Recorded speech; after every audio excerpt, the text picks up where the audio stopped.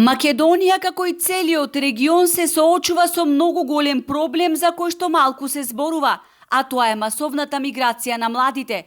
Само во последниве 10 години бројот на матуранти во земјава се намалил за дури 40%.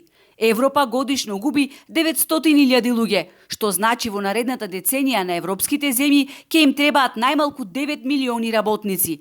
Од тука ние треба да се запрашаме кои се нашите перспективи, вели деканот на Филозофскиот факултет Радко Дуев. Така што ние покрај пандемијата, покрај сите овој регионален процес кој се очуваме, тоа е една голем предизвик за образованието, бидејќи доколку не го решиме тој предизвик, ние нема да зборуваме за перспективи.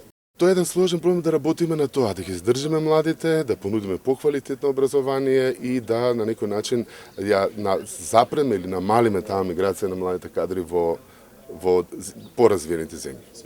Образованието е столб на државата. За да биде едно општество развиено и унапредено, треба педагозите да имаат клучна улога за квалитетно образование. Во Македонија децата се изложени на постојани реформи во образованието, што е уште еден не помалку значаен проблем кој дополнително го усложни пандемијата.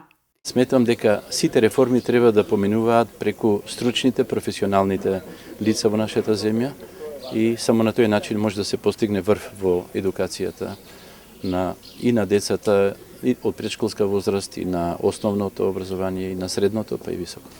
Дали во текот на пандемијата се употребува и соодветни техники, инструменти, методи за следење вреднување на развојот на постигнувањата на учениците? Не сум сигурна дека преку онлајн наставата во целост се остваруваше овој дел. Негативните резултати од пандемијата ќе остават последици врз образовниот процес во годините кои доаѓаат. Универзитетските професори сугерираат да се компензира се што беше пропуштено во пандемиските 2 години.